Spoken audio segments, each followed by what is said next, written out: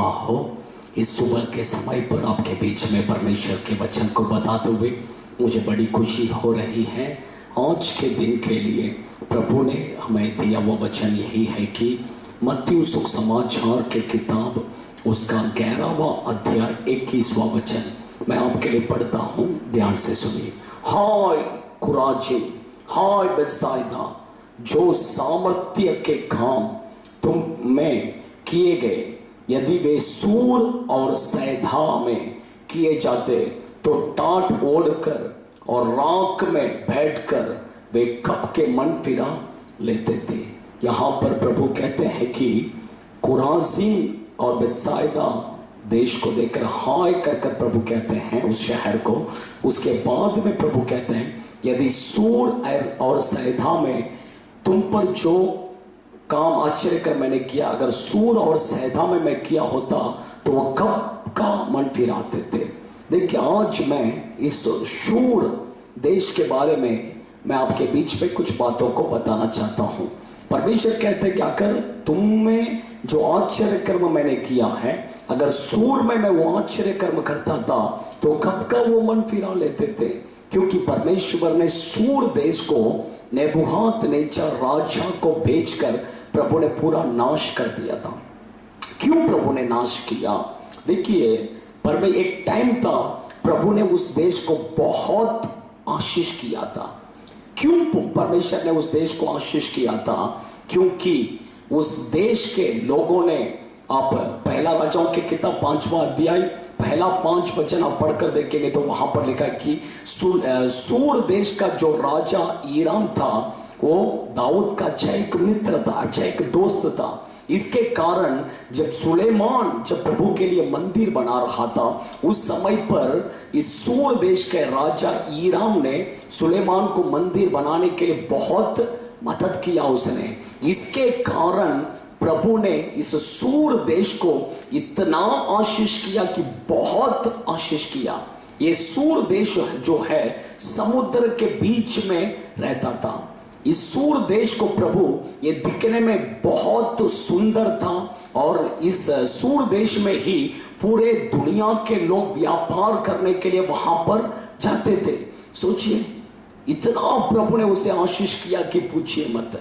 लेकिन क्यों प्रभु ने उसे नाश किया ये भी तो हमें पता होना है। देखिए जब हम प्रभु के लिए, प्रभु के मंदिर के लिए, प्रभु के सेवा के लिए हम जब देते हैं, प्रभु उसे याद कर जरूर आपको और मुझे आशीष करने वाला प्रभु है। देखिए इस देश को प्रभु ने प्रभु के मंदिर बनाने के लिए इन्होंने मदद किया। इसके कारण इस देश को प्रभु बहुत आशीष कर ऊंचा उठाया है। उसके बाद में प्रभु क्यों नाश किया पता है क्या? लेकिन इसके अंदर घमंड आ गया। अब एसेकिएल की किताब 26वां अध्याय, 27वां अध्याय, 28वां अध्याय, ये तीनों अध्याय पर पढ़कर देखेंगे तो वहां पर लिखा है इसके अंदर क्या हो गया? घमंड आया। किस बात का घमंड? उसका धन संपत्ति के कारण उसके अंदर घमंड आया। दूसरा उसके सुंदरता के कारण उसके अंदर घमंड आया। तीसरा उसके ज्ञान, उसके बुद्धि के कारण उसके अंदर घमंड आया। आज भी लोगों के अंदर देखिए किस बात में घमंड करते हैं? एक तो पैसों के घमंड करते हैं, दूसरा पढ़ाई, ज्ञान, बुद्धि का घमंड करते हैं, तीसरा आप देखिए सुंदरता। लोग सुंदरता, अपने सुंदरता के विषय में बहुत घमंड करते हैं। देखिए इसके कारण प्रभु ने इस देश को नाश कर दिया। इन्होंने अपने आप को परमेश्वर का तुल्य बनाकर कहा, इसके कारण इस देश को प्रभु ने नाश कर दिया।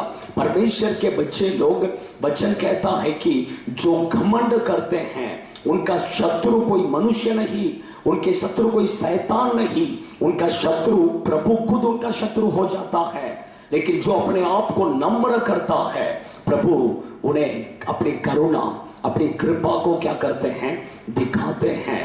परमेश्वर के बच्चे लोग, आप परमेश्वर की उपस्थिति में अपने आप को नम्र कीजिए, अपने आप को नम्र कीजिए, प्रभु आपको आशीष करेगा। यीशु मसीह देखिए वो पिता परमेश्वर का एक लौता पुत्र है, वो स्वर्ग में पवित्र सिंहासन में निवास करने वाला प्रभु है। स्वर्ग एक महिमा से बना हुआ एक जगह है ऐसे जगत को जोड़कर जब वो इस पृथ्वी में जन्म लिया, देखिए नम्र होकर एक साधारण गाय के घोंसले में जन्म लिया। सोचो, वो चाहे तो कोई राजमहल में जन्म ले सकता था। आकाश और पृथ्वी को सृष्टि किया हुआ परमेश्वर अपने आप को इतना नम्र किया। सोचिए, उसी तरह प्रभु के बच्चे लोग, आपके जीवन में सब कुछ हो सकता है, लेकिन आप अपने आप को प्रभु के सामने नम्र कीजिए। वो नम्र स्वभाव आपके अंदर रहेगा, जरूर मैं कहता हूं प्रभु आपको आशीष करेगा, आशीष के ऊपर आशीष देगा। लेकिन घमंड आपके अंदर आ गया, पैसों के घमंड, ज्ञान बुद्धि पढ़ाई का, नौकरी का घमंड, या सुंदर दिखते रहेंगे शायद उसके घमंड, ये घमंड आपको रहेगा, आपका शत्रु प्रभु हो जाएंगे। इसलिए अपने आप को नम्र कीजिए, प्रभु आपको आशीष करेगा। God bless you. आइए हम प्रार्थना करें। स्वर्गीय पिता, हम आपको धन्यवाद करते हैं, आपके बच्चों के लिए हम प्रार्थना करते हैं, आप आपके बच्चों को आशीष कीजिए। परमेश्वर, आपके बच्चों के अंदर किसी भी बात का घमंड नहीं होना है प्रभु। आपके बच्चे लोग अपने आप को नम्र कर कर आपकी कृपा, आपकी अनुग्रह, आपके आशीष को पाने के लिए मदद कीजिए, और आपके सेवा के लिए, आपके कलीसियाओं के लिए अच्छा उत्साह के साथ ध्यान देकर परमेश्वर आपके आशीष को पाने में मदद कीजिए, आशीष कीजिए, यीशु के नाम से, आमीन। God bless you.